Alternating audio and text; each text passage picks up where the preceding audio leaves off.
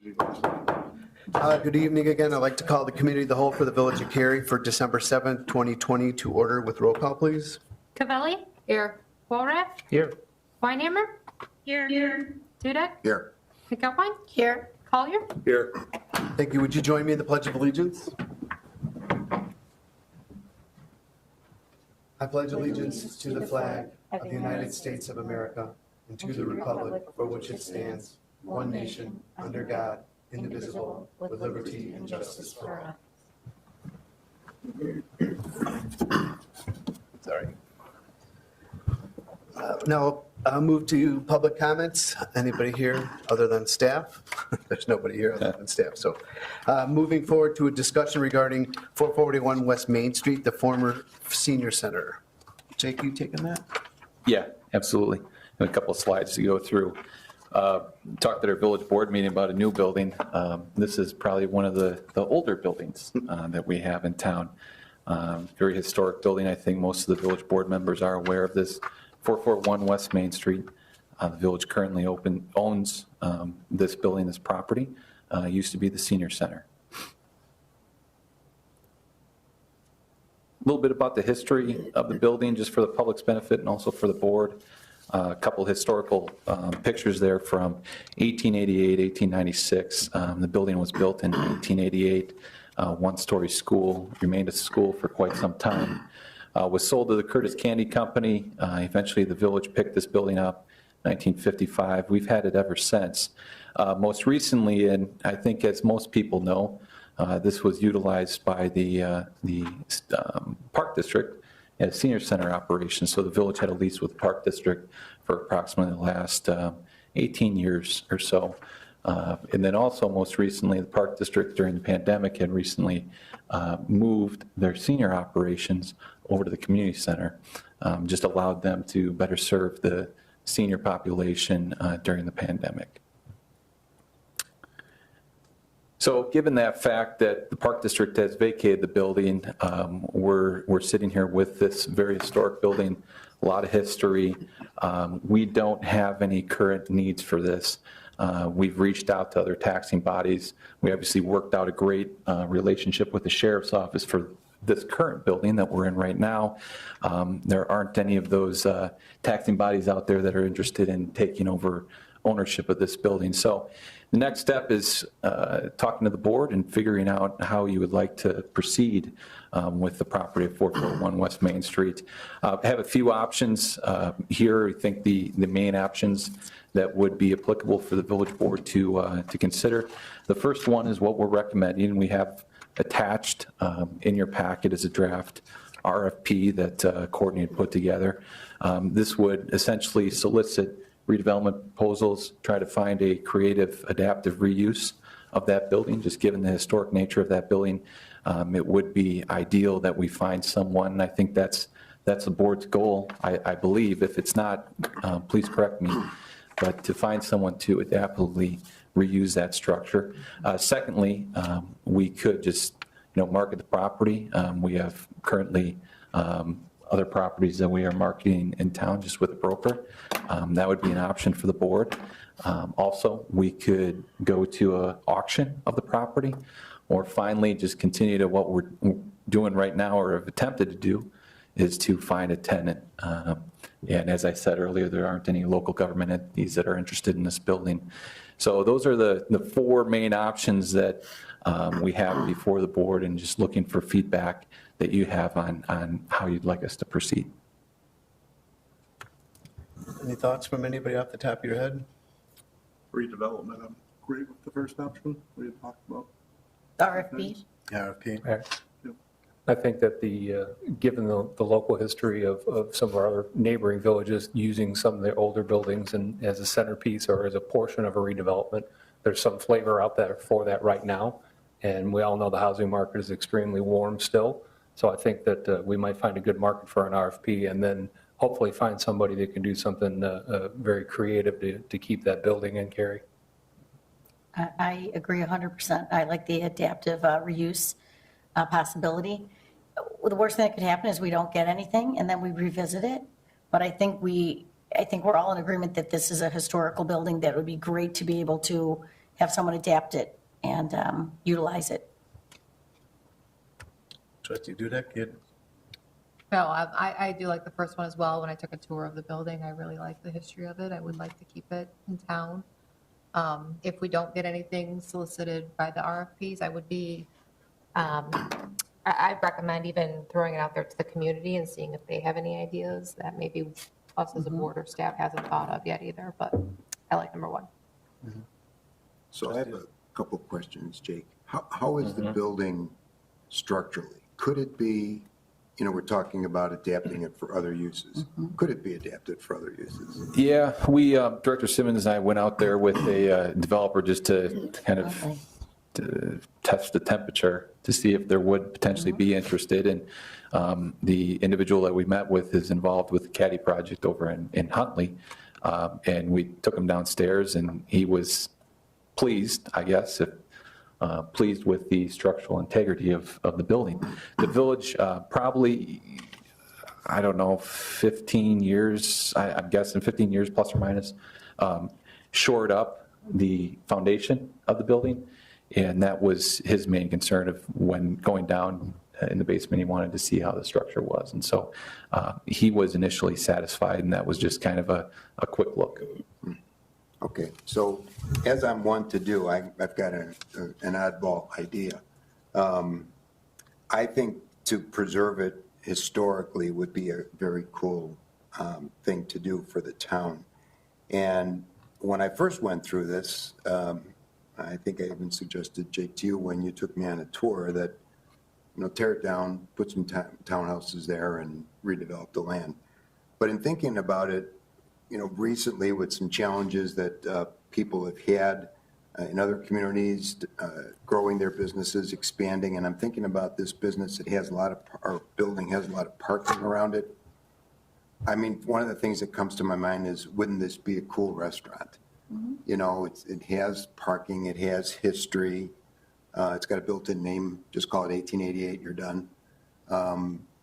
You have 2 levels. There's a lot of communities that I'm sure all of us have gone through in other towns, in other states, in other cities, that in their downtown might have a building like that, something kind of quirky. I know when I was in, I think it was Grand Rapids many, many years ago, they had an old warehouse that had been abandoned for, decades, a multi-story brick building. They redeveloped it and called it Big Old Building. That's what they called it. And that was the name of that. And every floor had, like a pool hall, beer place, another had a formal restaurant. There was some boutique stores. Now, this isn't big enough for something like that, but, some of our restaurant people in town have no place to grow. And with the parking here, I don't know. It seems like maybe there's a use for it for that type of development. Kind of moves downtown a little bit further west. We already have some mixed uses on West Main with insurance people and other businesses. So I don't know. I think I actually came up with, a 5th option, frankly, and that 5th option is, do we have to do anything right now? Could we just hold on for a while and maybe take a deep breath and rethink it rather than putting it out for sale immediately? Or an RFP? Yeah, we don't have to do anything. We don't have to take any action. The one thing I'll say, though, is that Public Works is, having to go out there and look at it periodically once a week, plus or minus. For what And purpose? just to make sure there isn't any pipe that breaks or any maintenance issue that causes us Security, more problems. So our goal, we do feel that we probably need to take action on it sooner than later. I'd rather not wait on this. I mean, in general, I agree with you, but what I'm afraid of is that any RFP that comes in is going to knock it down. And it's going to be gone. I don't know if I'd say that. I mean, we had a very positive, and who knows, maybe it was just trying to get in good with us, but I thought we had a very positive experience with a developer that's currently working on other projects within the county. And he enjoyed the building, liked the building. So, and that was just one. I think that there are others out there that are going to be interested in it. If all of them say we're going to knock the building down and the board doesn't want to proceed, then that's the nice thing about the RFP option is we don't have to proceed. Okay. Regarding a restaurant, we could ask Sean, Sean from Galati's here earlier, what his thoughts are. But again, it goes back to that creativity with RFP of let us know what you think you can use the building for, and let's take a look and see if it's what we want. A quick question about Public Works having to go out there, and I understand with the issues with pipes bursting or anything like that. Are we planning on winterizing the building just so that you don't have to be going out there all the time? I would winterize it because we know nothing's going to happen during the winter. Is that a possibility? Well, we currently don't have a tenant any longer with the Park District not there. So yeah, there are measures that we're taking to monitor and keep the building functioning. We need to make sure that there's no burst pipes, that there's no leaks that develop. I kind of liken it to an old car. If you're not using it and don't have that active user, things can go wrong. And we obviously through our CAP process have shown that there are certain things that need to be done to that building just to keep it as is. Whether most of those, obviously, without it having a current use, we will not try to spend money on there. But there are things we may have to do over the long haul if it maintains. If it remains unoccupied. Steve, Superintendent Tropaz is here as well. Is there anything else that we're doing actively for winterizing? I think that was kind of the extent.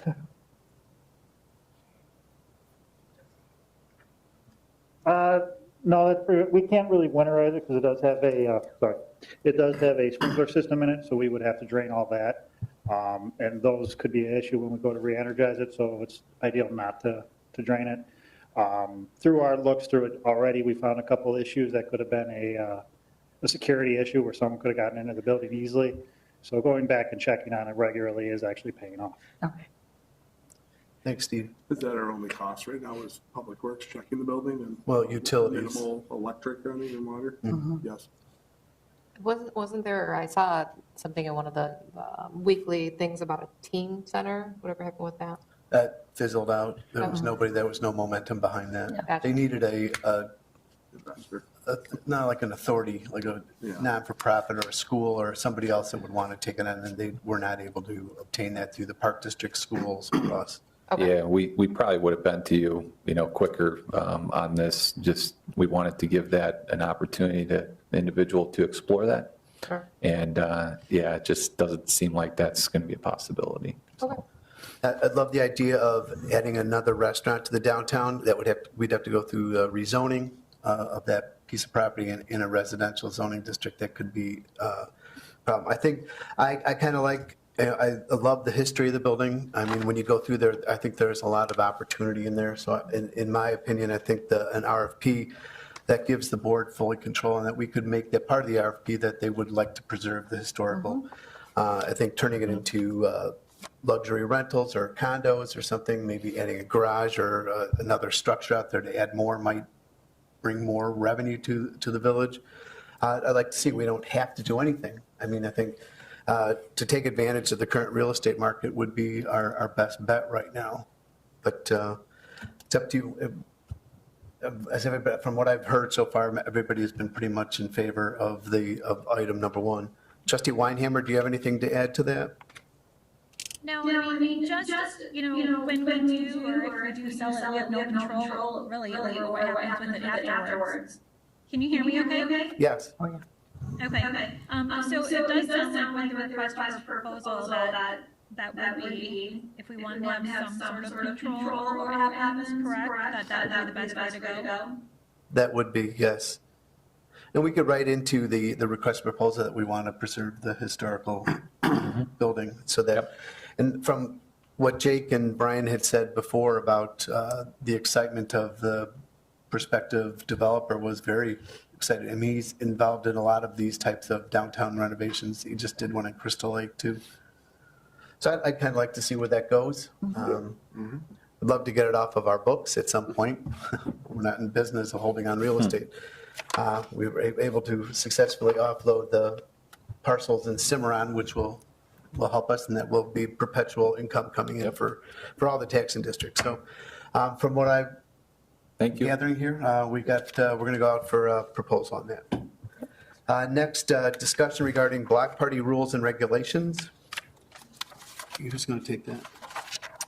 I think that's Courtney. Courtney? Yeah, I'll go ahead and take that one.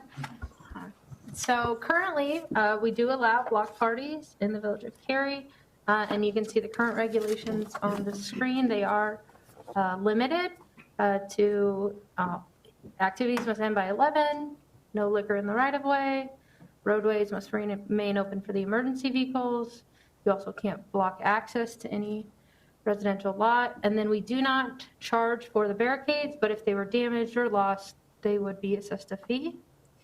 And currently, we just drop them off on the Friday prior to the block party. We collect them the following Monday. And then we do offer police visits.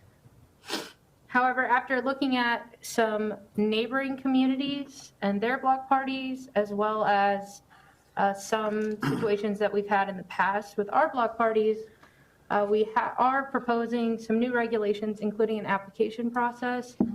For this, applications would only be accepted for parties between April 1st through October 31st. They need to be submitted at least 14 days in advance. They can only be located on local residential streets, and I'll show a map that kind of shows what areas they would not be allowed. They must provide a contact, and then we will provide that information to the police department in the event of something occurring. And then the big one here is that 75% of the homeowners on the street affected by the road closure or the block party would need to sign the petition and granting permission of that block party. So here you can see the streets that are in red. These are the streets where we would not allow a block party. So a lot of these are main thoroughfares or entrances into a subdivision where they wouldn't have otherwise access. So just some of the updated regulations, we're just putting in that we reserve the right to deny approval if there are any concerns related to public safety or traffic circulation. Activities do need to end by 11, but the application will act as the notification for the use of loudspeakers and amplifiers. Currently, per our code, those are restricted after 10 p.m. So an additional waiver would be required if they wanted to extend that to 11 p.m. We will continue to provide our 2 barricades and we just cleaned up the language here where it's on the last working day, excluding weekends and holidays. And then same with the next working day when we pick it up. And then we put in there that the applicants are responsible, and then we will keep the fee if they were lost, stolen, or damaged. And then this language is also just pretty straightforward, but no obstructing sidewalks or parkways, no obstructing fire hydrants, no structures like grills, tents, or picnic tables are allowed in the public right-of-way. Still no liquor in the public right-of-way as well. And then we've put in that all litter must be picked up.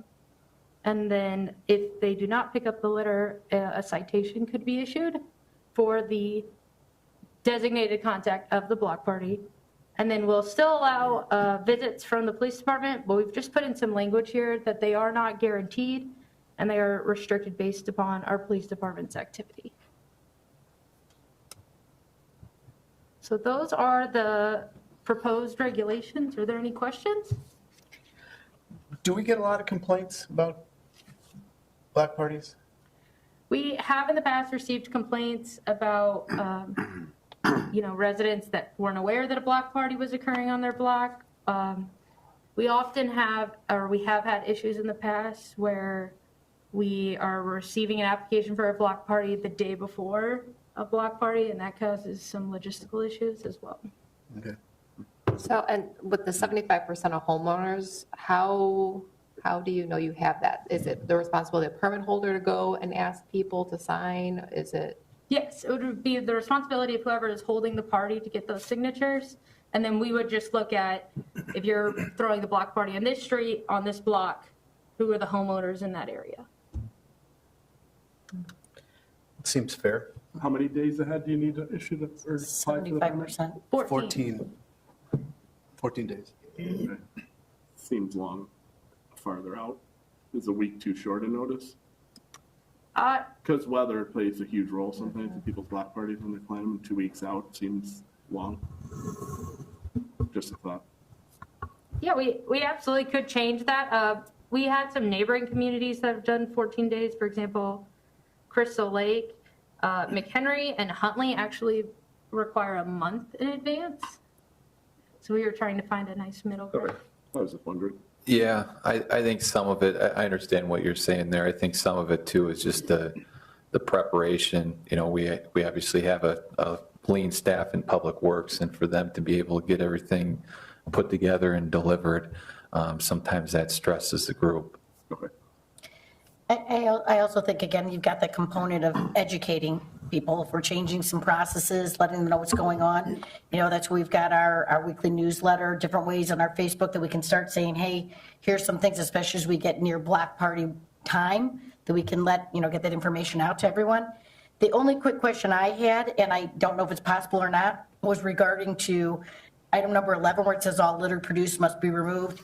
And if not, you know, basically you may result in a citation. My question is, can we do something to quantify what that, not just say, in other words, you will be issued a fine for X amount of dollars to try and discourage people from doing that. I don't want it to be in a situation where, and I don't know if we've had a problem with this. It may not be a problem at all. It might just be we're putting in that to say we want to have something. But I don't want people to go, oh, it's going to be $25 if we don't clean up, and that's all we're going to charge. So just leave it. The village will clean it up. And I'm not saying anyone would do that, but I'm just trying to think ahead. If we're going to structure something like this, perhaps we could get a little more detailed on that aspect of it. And I don't So know you're if looking for we what's can- inside the citation? What's the? Right, fine? Brian and I talked about that Like- briefly, you know, about what's in the ordinance, what's in the citation. But Like up I don't to want to be in a position where we $750. adjudicate something and someone comes back and says, oh, yeah, well, you know, we just spent all this money adjudicating something and it cost us more money than it was worth. It just, if we had something definitive in here, I just think that might be more helpful for the ordinance. I don't know if we're doing one. I see where you're going with that. Does the board have any objection to putting like an up to, Attorney Euler just said we can add something like that in there? Is there a dollar amount that you want to put in there just to I think 750 is the max. We just put that 750? up to. Yeah, You always reserve the right to post whatever you want, whatever fine you want, but up to, I think, is the key word. yeah. Yeah. Yep. Everybody in agreement? Trustee Weinhammer, you okay with that? Yeah, thank you for asking. Yes, and then I did have a question after Ellen's done speaking. I'm done. Go ahead, Jennifer. Go ahead. All right, so Courtney, I did have a resident a couple years ago complain that when the barricades were set up, they did not allow their vehicle. The people who were having a block party would not allow a resident vehicle to get to their driveway. And that person ended up driving on people's lawns to get to their driveway. Is there anything that we can put in there that states that the homeowner comes home, they can get to their home? Yeah, it's number 3, part B. We've written in there, access to driveways within the block party area may be required by other residents on the street and must be granted. So I think with that, that's. It's in there. Okay, wonderful. Thank you. Would it be an opportunity, to Trustee Collier's point about 14 days is a long ways out, having a structured or listed optional rain date? So in other words, you plan something for the 21st and you fill out on your application that the next Saturday, the 28th, would be our rain date. And they wouldn't have to go through the process again 2 weeks after the date that got canceled. If there was an opportunity to have a part B of the scheduled date that would automatically come in effect if the village was notified that, yes, this has been canceled. I have no problem with Yeah, that. yeah. I think Makes we could sense. definitely- That makes a lot of sense. I like it. Last thing, I think I'd just like to see that 75% of homeowners, that they have to sign this petition. I'd like to see that part removed personally. I just, just going around to the different houses and asking people to sign this petition, you may have people that don't answer the door. I don't know, I personally don't like that part of it. And it makes sense, Trustee Cavelli, because if you're going to allow them access to their driveways, what's the issue if they don't want to participate in it? Is it more of an issue of someone saying, I didn't know about this was happening, and now they're frustrated? There is challenges with people answering doors, let's be honest, these days. Absolutely. They get the Ring doorbell, people see somebody standing Correct. there. If they see you with the petition, they're not answering. That's true. Very true. Would there be some way to automate that? That's the first thing I would think of to Trustee Gully's question is, there's only, in my block, there's only 60 homes. We have, to McAlpine's point, we have ways to contact each other outside of that, but actually having to get physical signatures would be a high, 75% is a high threshold. If there was some way to automate that to where, if the village received a positive response from X amount of people involved in the area via either an online form or an email form, something along those lines that would lower the threshold of paying to get people approving of your party, that might make that 75% a little more doable. Or it sounds like maybe we just pull it off, and we've got See how it goes. a lot of new information here, and I think this will help us, and then maybe we pull that section off. I'm good okay with with that. that. I like the other additions. I think the other additions. Public Works folks, thoughts? I think that would be reasonable. The intent of that provision for us and the other communities that use it was to, I think, address that example that was just raised where another resident isn't part of the party and is being kind of blocked from getting into their driveway, and access is restricted because of the party. This was meant to at least ensure that most of the people are aware of it and are support of it. If we have that provision in the process that requires them to provide access, and we're able to enforce that, whether it be by citation or other measures, then yes, I think the petition could be removed. I'm good with that. Good with that. Anybody else have anything else? I think you've got your direction, Courtney. Thank you very much for that. Thank you. Thank you. Next is discussion regarding an ordinance amending section 10.32.005, parking prohibited of the new municipal code for Industrial Drive. This is directly related to our new municipal center. Yes, thank you, Mayor. That was queued up nicely for this evening's discussion. Before you on the map is a depiction of the current village code with regards to parking restrictions on Industrial Drive.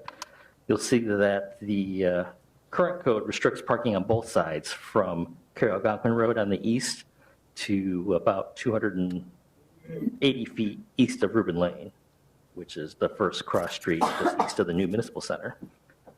Currently, for whatever reason, there's no signage depicting that at this point. But before we move forward with our opening of the new municipal center, we did want to clean up the restrictions on this roadway just to ensure that the traffic flow is not restricted or unduly slowed because of the parking that's on the roadway, especially with the emergency response necessary from our police department. So our current conditions, Industrial Drive is about 36 feet wide, which in most cases, if regular sized cars were parked on both sides, there is room for two-way traffic to squeeze through. It's probably not very comfortable for that two-way traffic, but it is sometimes physically possible. But in this case, with Industrial Drive having so many manufacturing and industrial uses on it, we oftentimes see more larger semi-trucks, tractor-trailer trucks parked on the roadway and traveling on the roadway. We also have a large number of loading docks that actually require those semis to back into the loading dock and the driveway from Industrial Drive as opposed to pulling into a separate parking lot or driveway. So as you saw in the board packet, there are essentially three options for us.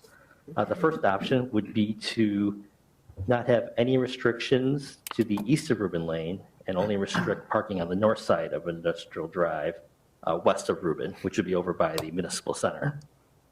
So essentially, the red, we would have no restrictions at all.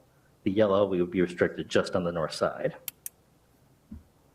The second option would be to restrict parking on the north side for the entire length from Georgetown to Carroll Algonquin Road. And this has the benefits of ensuring that there's room for two-way traffic on the entire stretch of the roadway, regardless of the width of the traveling vehicles or the parked vehicles.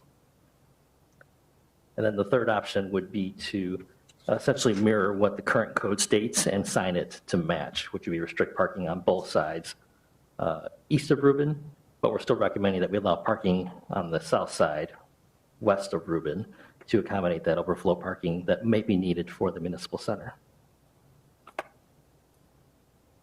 Sorry. So with that, village staff does recommend that we do institute at least some form of restriction on at least one side. So we're suggesting either options 2 or 3, with option 2 being staff's recommendation. So Chief and I are here to answer any questions you might have about the traffic or the parking. Any input on this? Director Mormorter, how many businesses are located? I see in your report you show that there were only 8 responses. How many contacts were there? We sent out letters to every single business on the drive. I don't recall the exact number, but a couple dozen. Okay, so it's a fairly low turnout to begin with, but of those that did respond, I see that there was a note in that 7 indicated their customers and vendors do not park on that side of the street. So it seems that you're inferring from that the businesses that are currently there don't really see on-street parking as a necessity to their business. Would that be accurate? At least the ones that responded. A lot of this review was necessitated because of our observations of a significant number of parking that does go on. For the past 16 months, I've been traveling to the municipal center way more than I care to admit. So I've been watching the traffic on this road personally way more than I typically would be able to see. Some of it is a little bit accelerated because of one particular user, which they had some parking lot work being done. So I think that did drive some of the additional truck traffic that was parking on the roadway. But even since that has been completed and their work is done, there's still a decent number of trucks that do park waiting for that loading dock to get clear. And some are actually, as you see in that one photo in the middle there, actually unloading in Industrial Drive into those buildings. So I do think it is something that it's maybe not a high frequency occurrence, but it's still a relatively normal occurrence. And the parking capacity at the new center? I believe we have 85 spaces on site, approximately. Thinking forward to the potential for overflow, if we have 85 plus, I'm trying to envision a scenario that we would have Well, we could use, 170 people at the municipal center all in one evening. and we will. That's why the park, we've been discussing, the parking on both sides of industrial in front of our building. And then we also have, we could use Caper Park for overflow parking as well. You know, to echo what Eric is saying, Jake and I spent a lot of time going back and forth to the new building too, and there are a lot of semis that are parking on both sides of the streets. And it is a concern, and sometimes there's a semi blocking the entire street. And with it's inevitable that we're going to have a police response, and we need to have our staff get to and from wherever they're going safely and quickly. Right. So I think that, and my recommendation would be to follow staff's lead and go with option 2, where you prohibit parking on just one side of the street, so that'll allow two-way traffic always, rather, because it does get very tight. And there are people, we've waited behind people that won't go in between the trucks. So that just stops things too. But, Well, and it's a safety issue. I mean, Chief, you know, I mean, and Director Morimoto,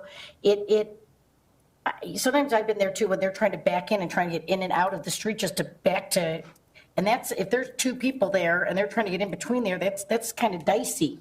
I don't want to be in a position where we're putting people at risk of accidents, you know, with big semis. So I would agree with staff's recommendation. I assume that is, all you guys have talked about this, with option 2 and restricting, you know, just to restricting the north side there.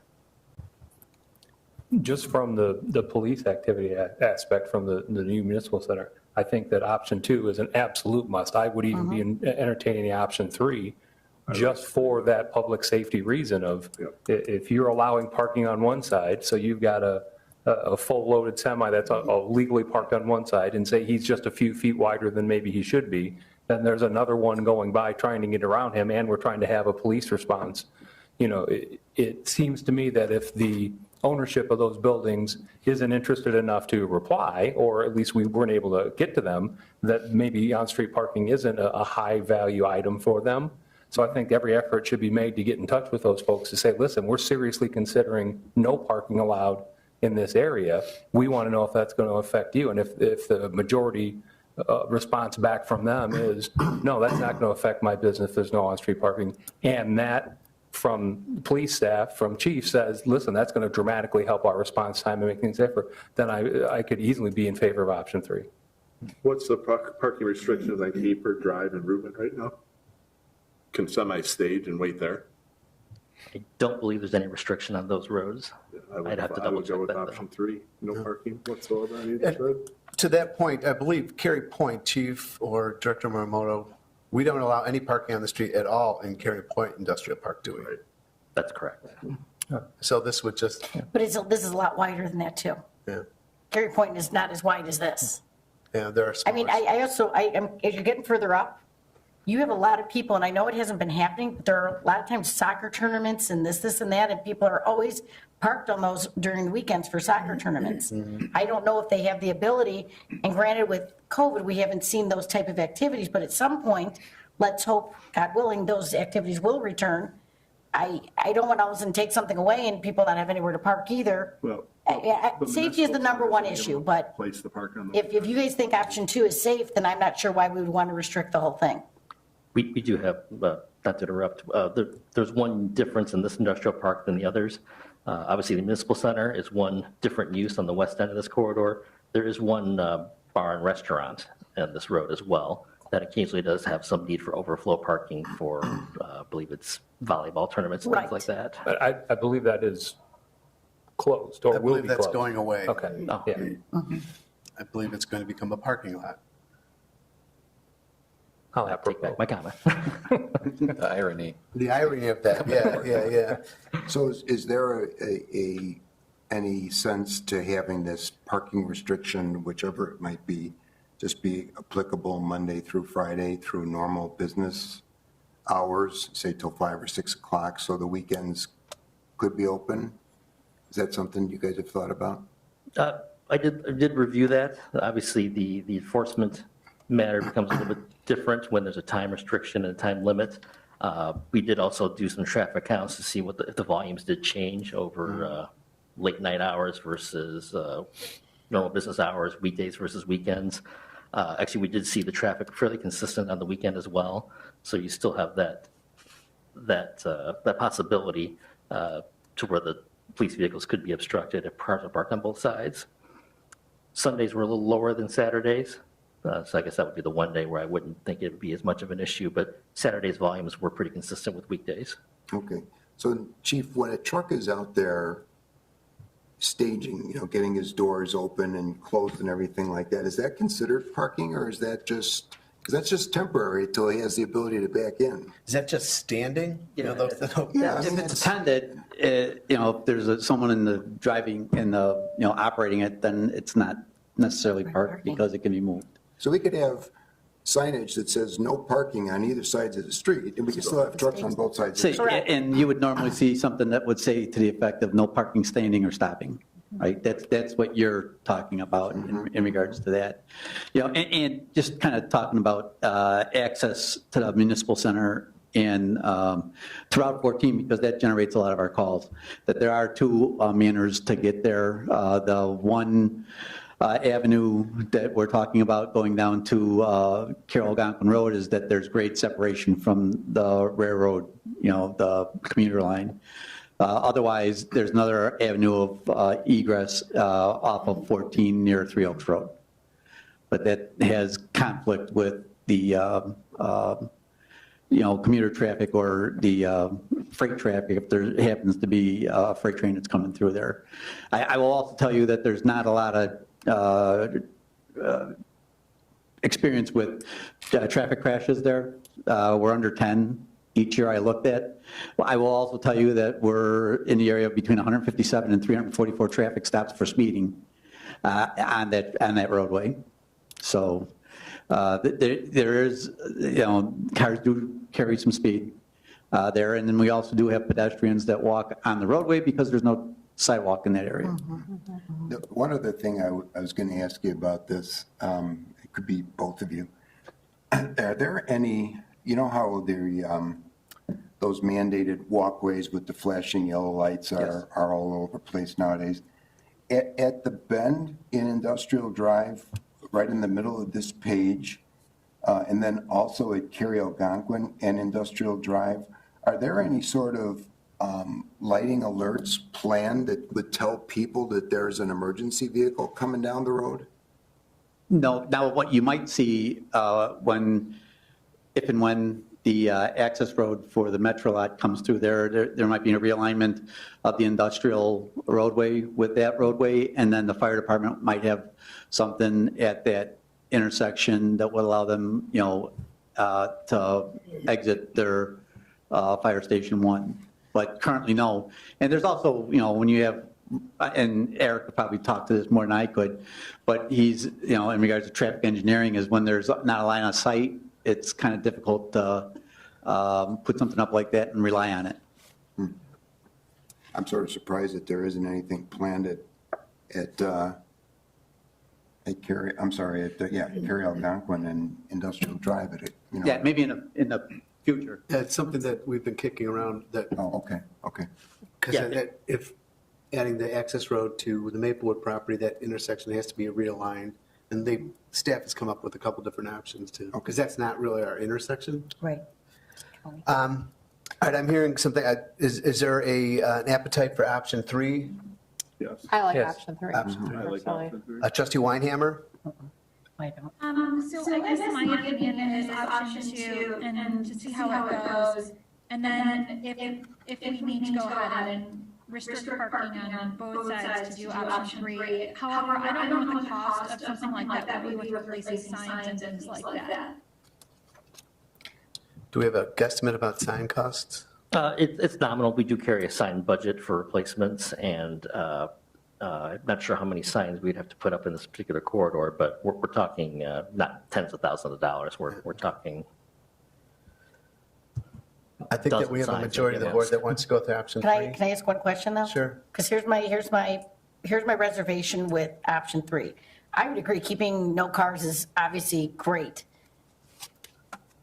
I'm concerned with businesses there.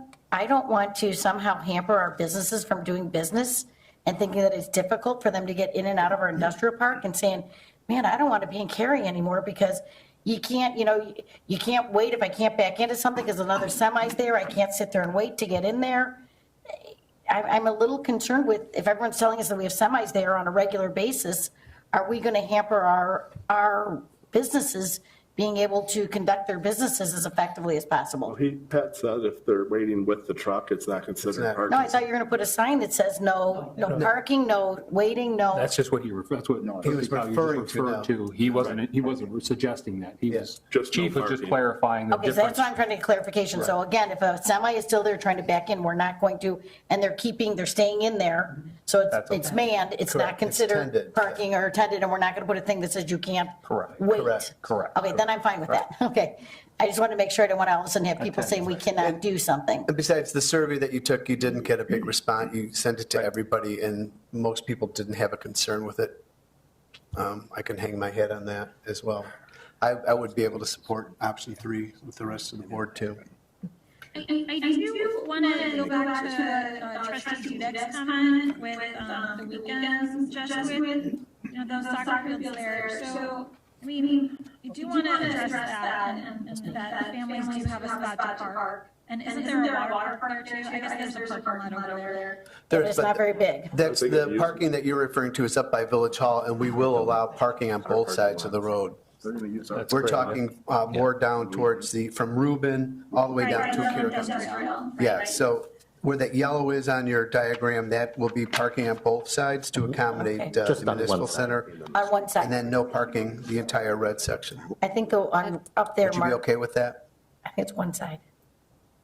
Right? The yellow south would side. be one side only. Yellow, South- one side south only. side For parking. By the yellow. South side, yes. Yep. As far as the soccer games go, I've been out there for soccer games, and I've found that most people park on Georgetown Drive or Yes. Cimarron Drive. They do. That's where they're parking. I agree, but when you have, if they go back to soccer tournaments, which they've done in the past, those are very big, and you are parking everywhere. But I Right, but agree, there's also typically if new- it's regular soccer, yes. There's a new parking lot there. Yeah. The municipal center is not. Right, there's 80, Used on the I'm weekend, sorry, there's a lot of 100 parking and how many slots? 80 Or something. 80 85. more slots. I should have At $5 a spot? There's Be a revenue generator. There you go. I agree. I do see people running down Industrial Drive, walking. Me too. I drive that road every day during rush hour at night, and the truck traffic, they do, they're on both sides. It's a difficult road sometimes, quite a bit of times, actually. I hate to spoil the surprise, but with our capital improvement program that we're developing for presentation in January, I do have Industrial Drive, a sidewalk on one side of the road as one of the capital projects, just to the right. Yeah, we've been talking about it. Nice. It's needed. There's a lead in. People run that road. It's needed. You're always thinking. And in the morning, you can't see, or night. Well, I think that we have a majority of the board that would like to go with option 3, Eric. All right. Thanks, Eric. We'll Thank bring you. that to the next Appreciate meeting. everybody's hard work. Thank you for everything we've done in this building. Should we make our final adjournment here? I will entertain a motion to adjourn. So move. Second. Roll call, please. Walrath, Yes. Cavelli, Yes. McAlpine, Yes. Dudek, Yes. Collier, Yes. Weinhammer. Yes. Thank you. We are adjourned. The last meeting at this building. Brian told me, though, he reminded me there's a zoning board meeting on Thursday. Well, village I won't be board. here for that. Yeah, I'm not coming for that, sorry. Eric, could you get a bigger bin after the Iowa win, or is that what that I mentioned that IS to